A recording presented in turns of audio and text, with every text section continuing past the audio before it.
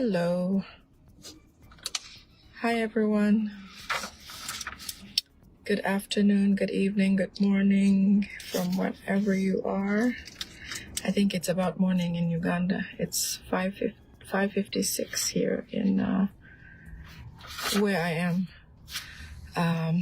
Thank you all for coming today. My name is Lady Winnie Allison. Today is the 12th of March, 2026.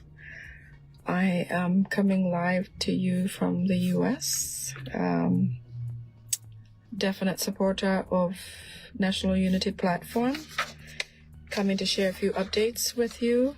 Cosmas, you're welcome. You're welcome. Coming to chat a little bit with you and, continue with the struggle. Okay. We are definitely a different kind of revolution, different than Museveni has known, as seen from his search for His Excellency Jacob Oulanya.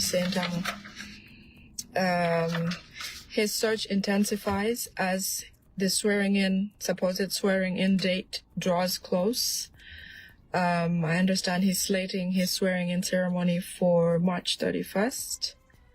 So we'll wait and see how that goes. But 2 days ago, Museveni thought that he had intelligence to capture Bobi Wine because he was told that he's in the country, because he has 3 parts of where he might be. Might be in Uganda or maybe in South Africa. Some people say that he's in the US and abroad and all that. But from the video that came out where he's by the stream of water eating fene, they feel like surely Bobi Wine or His Excellency Jacob Oulanya is somewhere in Uganda, specifically in Kampala, because the fruit that he was eating was fresh, and the stream of water looks like a similar place where they can think about, they imagine is part of Uganda. So Museveni has a great feeling that Bobi Wine is in Uganda. Even if they come out and say, all the Museveni apologists come out and say that, oh, we're not looking for Bobi Wine, we don't care about Bobi Wine, we really, we're just doing our own operations. Why are they still at his home? Why is Bobi Wine's home still a barracks? If they were protecting him like the IGP claims they're protecting his home, why did they not do that before the elections? Why was Mrs. Barbara Kyagulanyi assaulted in her own home? Why don't they let anybody in and out of His Excellency Kyagulanyi Ssentamu's home? A few of these questions were asked by Namuga at the Commission and Accountability, is it that commission where she went and sat and talked with the police and the IGPs, the military, and all of them. The only body that is allowed to arrest a person or allowed to search for a person is the police. But why is the military involved? Why are they doing this? Obviously because it's illegal and because Museveni thinks he can do whatever he wants. So they are intensively searching for Bobi Wine. Seen today, his personal secretary, Sherif, his home was raided. Fortunately, there were some cameras in the home. The military, well, not military because they were not in uniform, led by a border man, led them to the home of Mr. Sherif, where they didn't find him. And upon asking his wife several times, where's Sherif, she kept on saying, I don't know where he is, because everyone is on high alert that they're going to get picked up because Museveni is looking for Bobi Wine. By all means, he thinks he has to catch him before he swears in. So anyways, then they decided to take his wife. So as we speak right now, Sherif's wife, the assistant of His Excellency Jacob Oulanya Ssentamu, was picked up from her home and taken away in a drone this morning. There was security footage from a CCTV camera in their home. His Excellency Jacob Oulanya Ssentamu posted it on his page, so you can reference that to see how the video and what happened. But she has been taken. She's not a politician. Neither is her husband. her husband is a secretary or is an assistant to His Excellency Kyagulanyi Ssentamu, that does not make for her to become a terrorist, but she was taken anyway. Other questions that come to mind when Museveni and apologists say that they're not looking for Bobi Wine, or they're protecting Bobi Wine's home. When you remember during the times of the campaigns, when Bobi Wine had to travel with his with the guards that were given to him by Museveni, those very guards, as we speak, were taken off his team towards the end of the campaign. Around the time that he went around Kalangala and all those areas, you remember it was now SFCs that were surrounding Bobi Wine. Some of them in masks. Good evening, Agnes. Some of them wearing masks, some of them wearing non-uniforms, and a few of them in uniform, okay? So I don't understand what Museveni means by protection of His Excellency when he took away the police that were protecting him.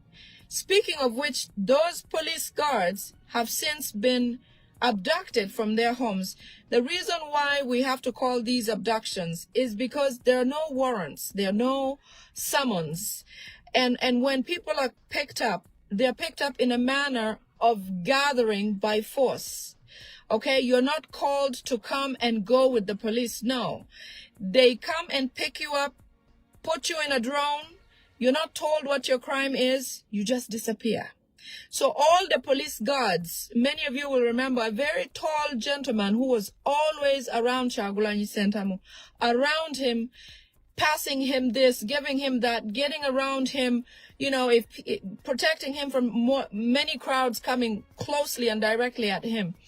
There were about 6 or 7, maybe 8 of those. They were demoted from the police because apparently Museveni accuses them of being the ones who successfully had His Excellency escape from his home, especially that night when they came to raid his home.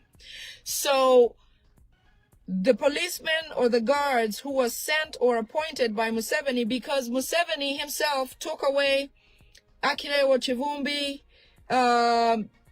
the rest of the guards, Jamshid, you know, Jamshid is now free, but the rest of the team, Eddie Mutwe, everybody who was in the security detail of His Excellency Kyagulanyi Ssentamu, by his own choice and being, by his own trust in his own people, Museveni took those guards away and put on SFCs. And now he claims, or the IGP claims, the reason they're in Bobi Wine's home is because they want to protect him or want to protect his home. That does not make sense at all. It does not make sense. So this goes on to show the dubious actions of Museveni and his government. This goes to paint him further as evil as he's always been. This goes to show what it means to be a true opposition in Uganda. Okay?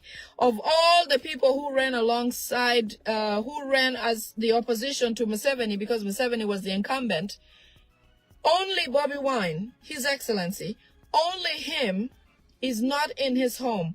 Only he cannot go back to his home. Only he, okay, is running because there is tweets and all kinds of messages and threats upon his life. Only his wife was assaulted. You wonder whether Museveni doesn't know where Mugisha Muntu lives, or doesn't know where Basalira lives, or doesn't know where Lukwago lives, or doesn't know where this man they call Kagege. Like, doesn't Museveni know where all those other people live? Are they not the opposition? You know, that goes to show you that every opposition is engineered by Museveni, except the noob opposition. And that's why Museveni is completely distraught. By now, if this was a Besigye scenario, okay, if Museveni was running alongside Besigye, by now, everything would be back to normal. And so Museveni is shocked to his wits because at this time, he does not know the whereabouts of his Excellency Kyagulanyi Ssentamu. He does not know if he will survive his own swearing-in ceremony. He does not know if Bobi Wine will show up anywhere at his home, he does not know, despite knowing that Bobi Wine has no potential to hurt him physically, you know, because he's not a militarized man. He's a, yes, Agnes, that's Nsereko, that's right. Thank you, John. Because, you know, he does not know what Bobi Wine brings to the table next. That perturbs Museveni. So all of these roadblocks that have been put in place are in search of Bobi Wine. Because they saw him with a helmet, because they saw him with a hat, every boda that is stopped has to take off their helmet to show them. They're claiming that they're trying to monitor security, make sure people are driving safely. If that is the case, why are you having somebody who wears a hat or a boda helmet take it off? Because it becomes unsafe. Why does everybody has to stop, get out of a taxi and have them take a look? It is true that Museveni is looking for His Excellency Kyagulanyi Ssentamu, and he cannot fool us anymore. And all of his cronies and apologists who are on TV and debating and saying all this nonsense that they're not looking for His Excellency are wasting their time. Because if you're not looking for this man, why is his home a barracks? Why are all the CCTV that he put for his own protection destroyed? Okay? Why does police and military have to live there? Why are you picking up all the members of his team? You know, what are you picking up a secretary for? The one, Mr. Sherif was picked up today, his assistant. Why are you picking up his assistant? Why did you pick up the lady from West Nile, I believe, the head of the Shabet, something. She's from the East. Why did the one who was picked up in the night, in the evening, and driven all night and dumped in the morning?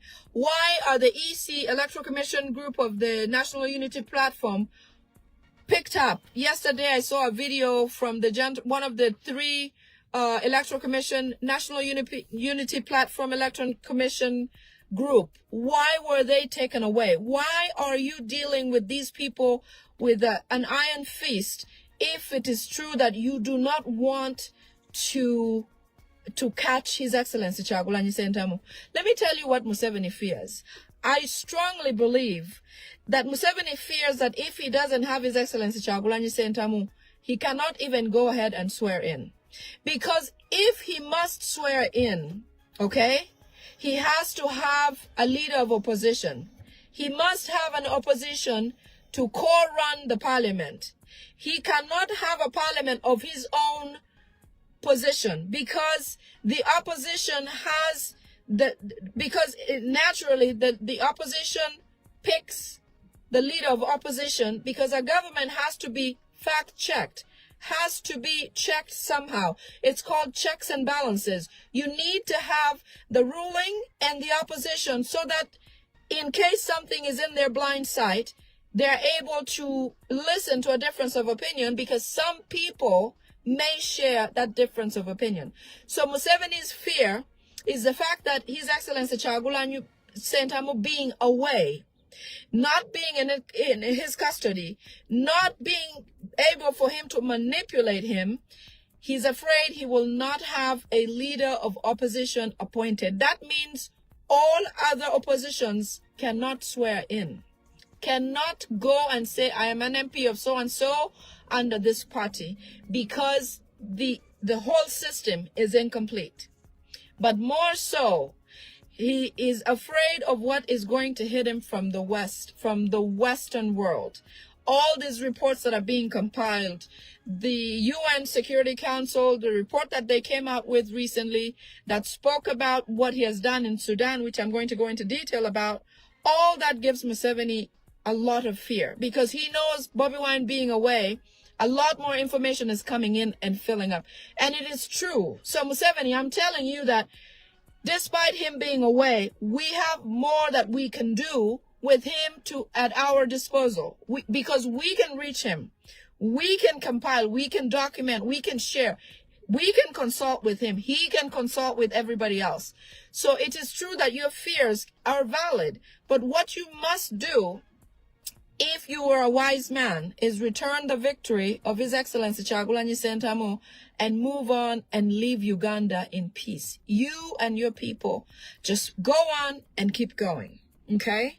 So anyways, he's also afraid that when he goes to swear in, the likelihood of him being hit by missiles or a bomb or whatever the case might be is possible. Because Museveni functions that way, he thinks the whole world works that way, which makes it good for him because he needs that in order to realize that he's not a god or some kind of small god.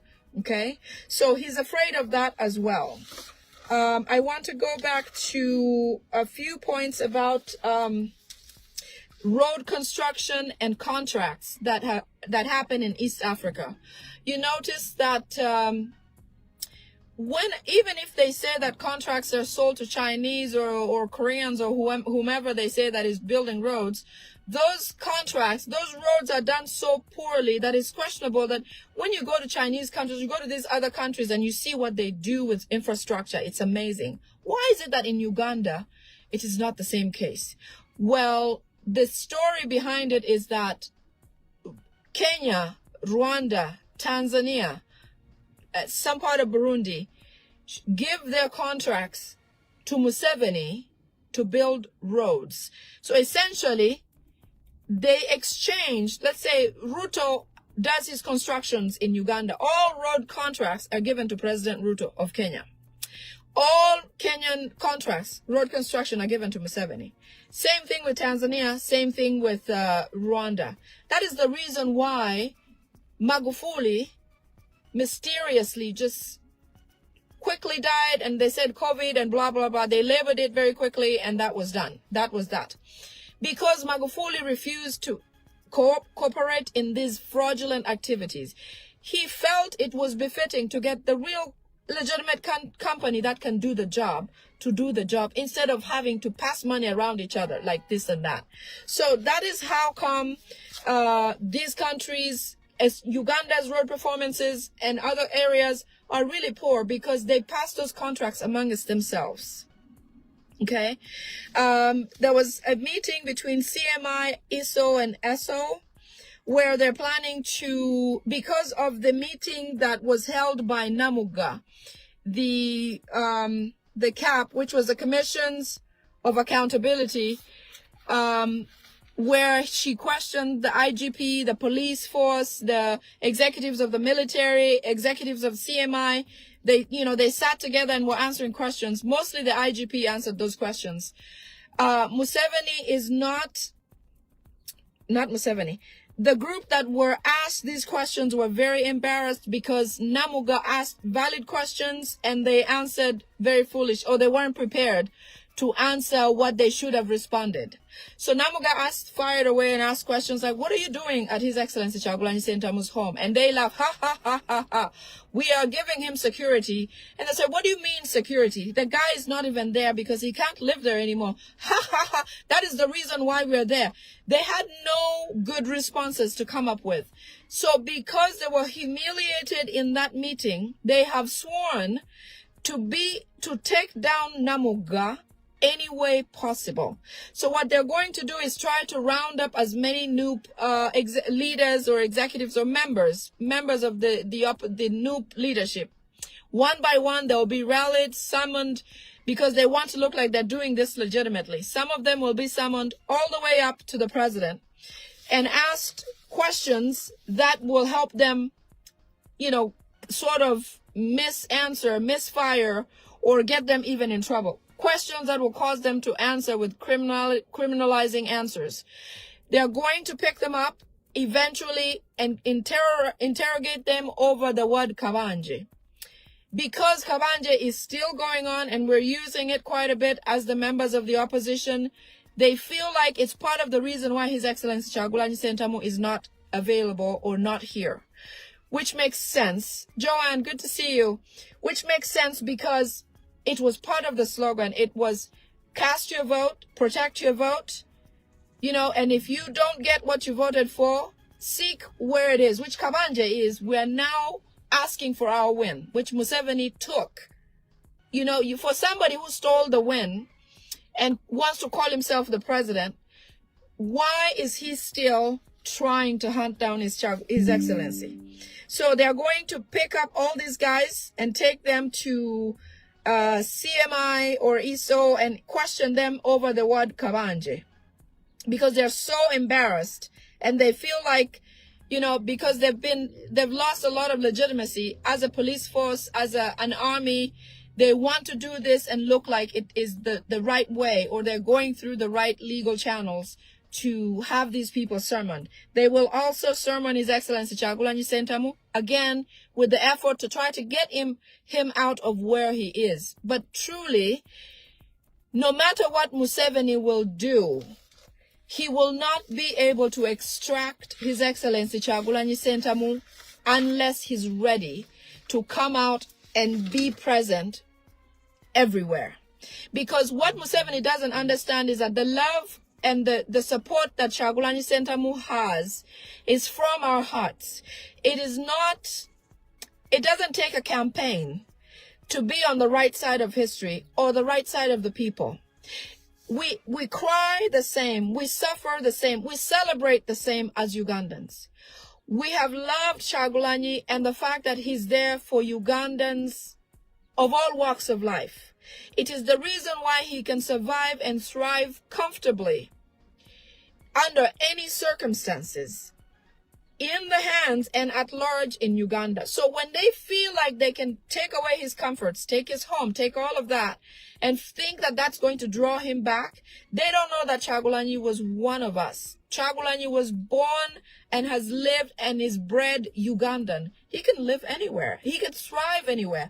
People are now more protective of Kyagulanyi Ssentamu than they can even think about being there for Museveni. When you contrast and compare and contrast, when Museveni travels, he blocks both the return and ongoing traffic. People cannot reach 100 meters of him, except SFCs. Even SFCs he's afraid of. They have to be a distance from him. Meanwhile, Kyagulanyi Ssentamu is like the heart of an onion. He's right amongst where he should be. The people offer, the people protect him. When we were going through campaigns, many other MPs were throwing money left and right at people and buying this and buying that. Even if they did not win this election. People genuinely went out and voted for His Excellency Kyagulanyi Ssentamu. So whatever you do, Museveni, you cannot succeed and you can't pull him out of wherever he is, because he's somebody who speaks for our hearts. He's the king of hearts, like they call it, because he's our, you know, he's the mirror of Uganda. I don't know if he understands that. He's the mirror that reflects everything Ugandan, everything we want, all our dreams, all we ask, all the country we want to live as is all in him. And our hopes rely in him. So the next thing I have to talk, by the way, I did speak about Uganda Airlines, the route that goes from Kampala or Entebbe to London. If you Google it, Uganda Airlines, it will tell you that that route is now suspended. It's possibly indefinitely suspended because that airplane was sold to a different airline company. Uganda no longer has an airplane to serve the route from Entebbe to London. You can Google it, you won't find it. It'll show you that it's indefinitely suspended. There was a phone call that was tapped between Museveni and Salim Saleh. This is all good news because they've realized that they have no way out. Museveni asked Salim Saleh what they should do because he feels like Ugandans have become like jiggers in his feet. He says that Ugandans have profiled them, which is true. There is not a single person or relative, or there's nothing Museveni can pull off any time now that we don't have a way of finding out the actual truth. Because what we know for a fact is that Museveni is not there for Ugandans. He's there to amass himself and family with as much wealth as they can from Ugandans and leave Ugandans to hang dry. So we have profiled, including people like the new Chief Justice that he sworn in on his front yard in Chisozi. That Chief Justice is Rwandese and is a relative of Museveni, close blood relative. The reason why Museveni picks people like these and puts in these high places is because he wants them to execute mercilessly. Because if they chose a brother, a Ugandan, somebody who from a local tribe, you can feel something. You can have mercy when even if Museveni sends you to commit the worst atrocity. That is why he had to offer that CJ, Justice Owindolo, come off, because he knew that times would be tough. With Bobi Wine coming in and winning the election, and with him disappearing immediately and him not having captured him, Museveni felt like he needed an ally to be in that space, to be able to thwart whatever comes up there that they need, on his advice, obviously. So Salim Saleh then called and talked to him and said, they're all surrounded. You know, he told his brother, we are surrounded and we have no way out at this moment. If we can finish the buildings that we're building, then we should be able to escape before they capture us. But I feel like they're drawing close, and every day they're making an inch close to capturing us. Salim Saleh told Museveni that Kagame made a big mistake by trying to explain himself and defend himself.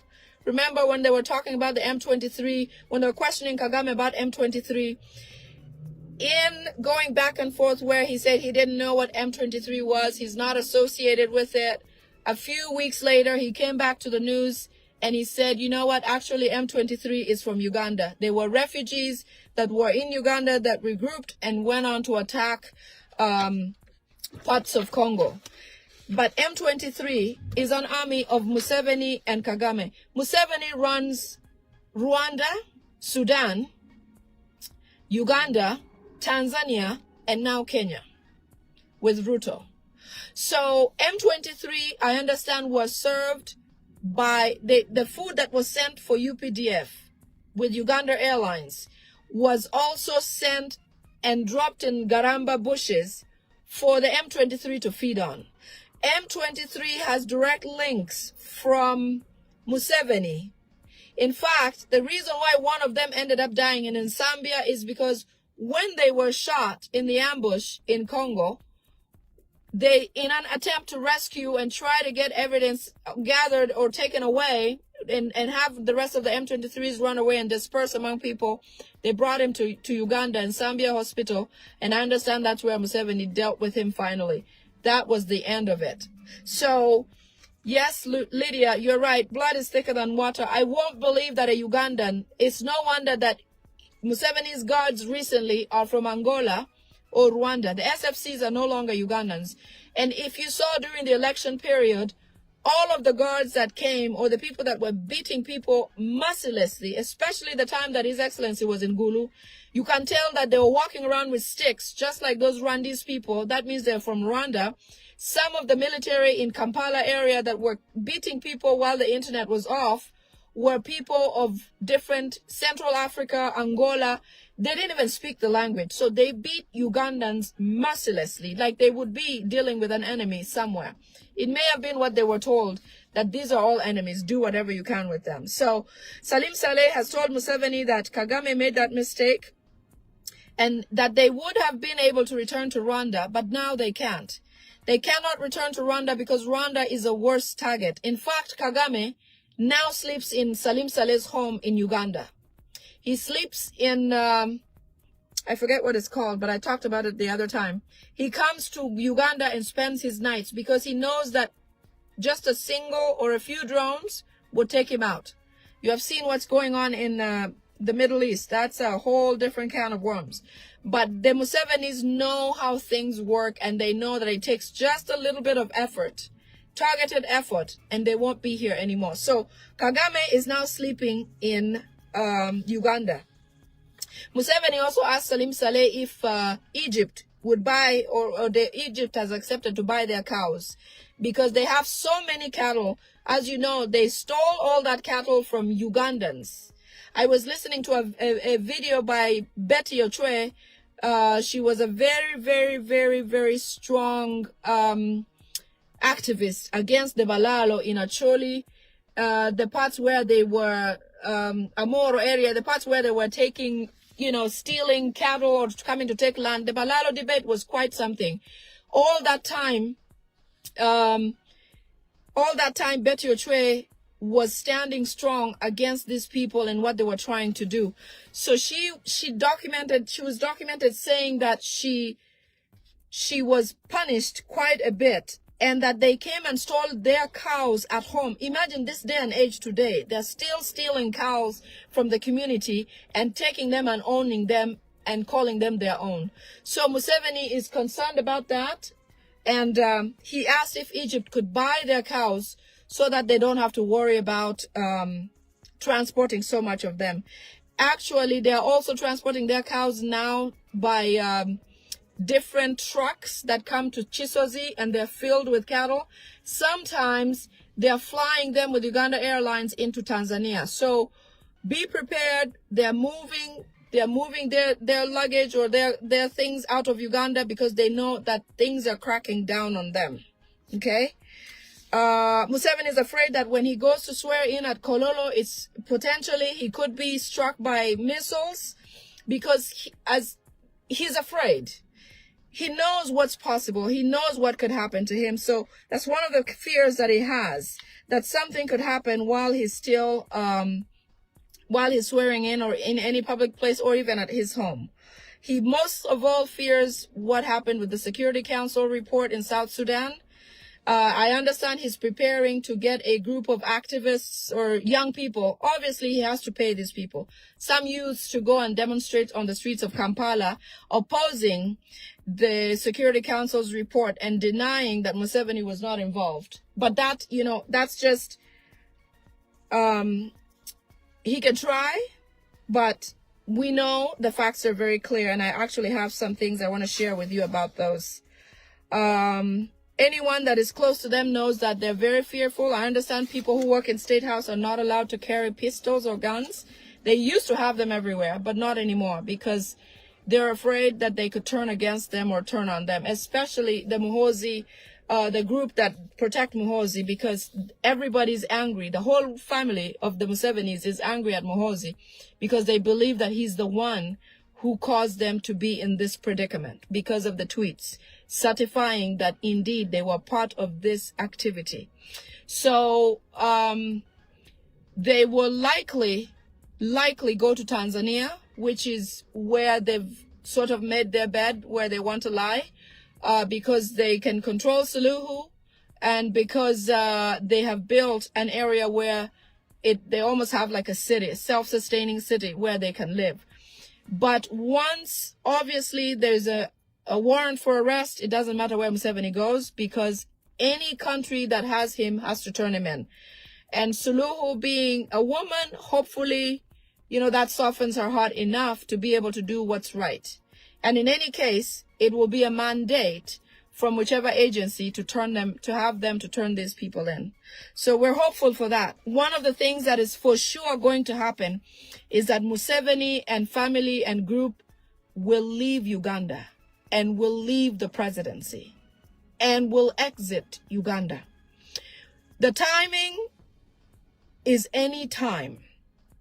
But they're prepared. They're taking their cows out of Uganda. They've taken most of their personal items that are valuable. Most of their gold is gone. Most of their whatever is valuable to them is gone.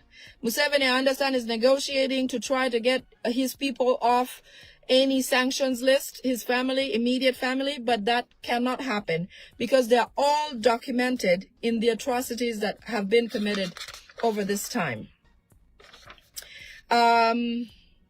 Okay, I want to talk about South Sudan. This one is very touching because it is something that for a long time, South Sudan has not even known what or who their perpetrators are. Salva Kiir is a president is like a body filler for South Sudan. The true president of South Sudan is Museveni.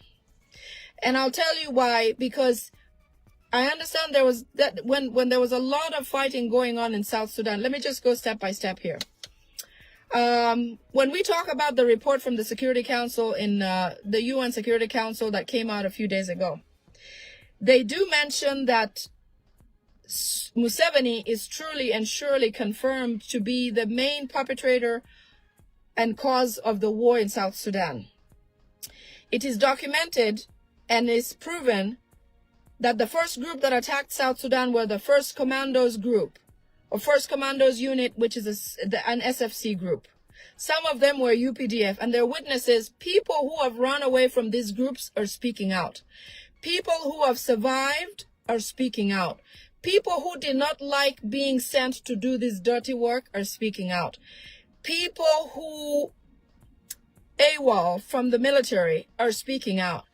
You know, there is never a time when something happens where there's no eyewitnesses. I mention this a lot because you cannot imagine a time where there is no witness to a situation that happened. Somehow God leaves somebody to be able to speak about it, or at least convey the information. It is the reason why we have books like the Bible today, because of witnesses from many years back. Because had we not had those witnesses, we would never know how Jesus lived and how the Old Testament came to life and all of that.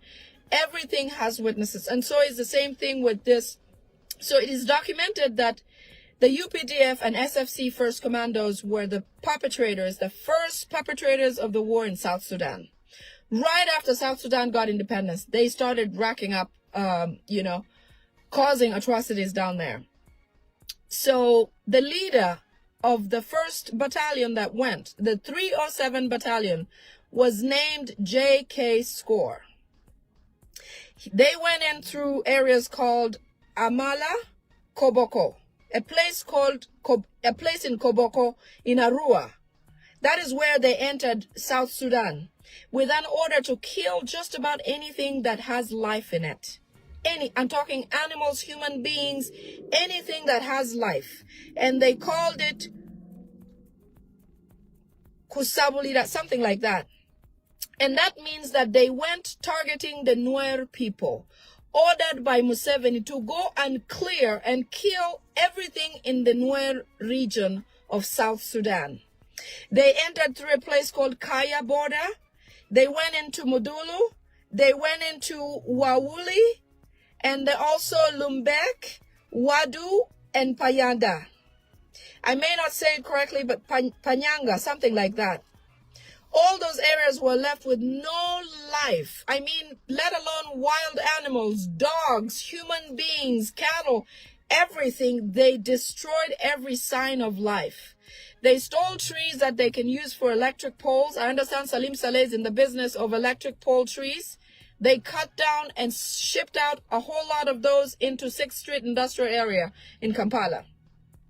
They were ordered to chain boreholes where the Sudanese depend on drink water or to get water for any reason.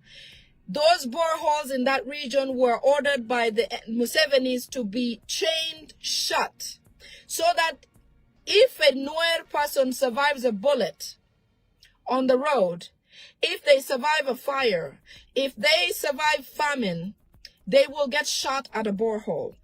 Many Nuer people died trying to get to water source like a borehole because it's a desert climate, it's a desert area, they don't have surface water. Most of their water has to be drilled deep down in the ground, hence the boreholes. These people, Battalion 307, commanded by the 1st Command SFCs, by Museveni, Salim Saleh, and the son. Muhozi tweets about this and says he's tired of killing Nuer people because they killed so many people. So many. How despicable are these people? How despicable are the Museveni people? These Rwandis are heartless. Whether it was a baby, whether it was a Muse, whether it was a middle-aged person, a youth, a cow, a dog, everything was to be slashed. And they did. Everybody. So the people who could not survive, who survived the bullets and tried to get water, somehow died because of that. They left nothing for the Nuer to live on. No food, They slashed everything they could. They cleared and scared all kinds of aid. In that time, they appointed Baba, the Raila Odinga from Kenya. Raila Odinga was strategically appointed by Museveni because Museveni did not want him to bother Ruto and Ruto's government. Remember, Ruto was instilled by Museveni and he works on Museveni ideologies. So just to give him something to do, to kick rocks here and there, they made him the president or the executive of IGAD. So being that Sudan is one of the regions where IGAD is covered, Raila Odinga is compelled to go to South Sudan to try to find out for himself because there's so many cries coming from there. As you know, Raila Odinga is from the Luo area. And there's a lot of history of possible Nuer and migration history that will send these people or link them with by blood and all of that to Raila, besides being appointed this position. So Raila goes and makes a trip to South Sudan to try to see what's going on there. And when he goes to the sites where the Nuer people live, he's told that he cannot see anything unless he's given permission by Museveni. Tweet this as much as possible. And so Raila says, well, I'm here to see if I can speak with Riek Machar and find out what's going on. And they completely disallow him from accessing Riek Machar. He's then given permission to go and meet with Salva Kiir. Obviously, Salva Kiir is a puppet of Museveni. So they meet and talk over a lot of issues, but he truly cannot get headway because he can't get access to those regions to see firsthand what's going on. He ended up coming back to Uganda to Kenya without speaking to Riek Machar or seeing for firsthand what's going on. And when he got to Kenya, he went straight to Uganda to see Museveni. Museveni obviously banters here and there, not really intentional to help because he doesn't want Raila's involvement. It is shortly after there that Raila eventually goes back home, is possibly poisoned, suffers from one thing and another, and all of a sudden Raila is gone. Okay, that's how Museveni works. So Raila ends up not seeing the Nuer people or the circumstances firsthand and ends up going back to Uganda. And in an interview that he makes, he says, truly what's happening in the Nuer region needs to get international attention. And remarks like that don't sit well with Museveni. So because of that, he then becomes short-lived, and under unknown circumstances, Raila is gone just like that. Recently when the report comes out from the council, Museveni says things like, why do the Western world get into the sovereignty of other countries and all of that? Why does Museveni get into the sovereignty of other countries like South Sudan, Congo, Kenya, Burundi, and all these regions?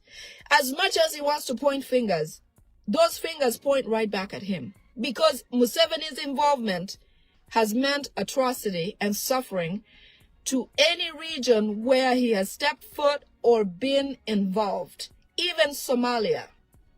He maintained the Somalia war so that he can get money, funding from the US, to be able to continue to hoodwink them, saying that he's keeping peace in the region. He was not. All they did was destroy, occupy, and take everything there is. Uganda no longer sells coffee under their brand. All the coffee that comes to the West that I could buy that says Rwandi's coffee is Ugandan coffee. So there is no good intention for Ugandans from Museveni. And the sooner we realize that, the better it is for all of us, especially the ones who still work for him. Because what Museveni is doing now is clearing evidence. I understand there's there's a gentleman of his who, they're under weird circumstances, is in Nairobi fighting for his life. Everybody who has done dirty Museveni will do away with. Museveni has personally tasked Zeja to poison the former Chief Justice Owindolo. I am saying this because it is true. Museveni, to a phone call to Nzeja, said, Nzeja, what is taking you so long? And Nzeja says, you know what? I'm working on it. I will take care of him.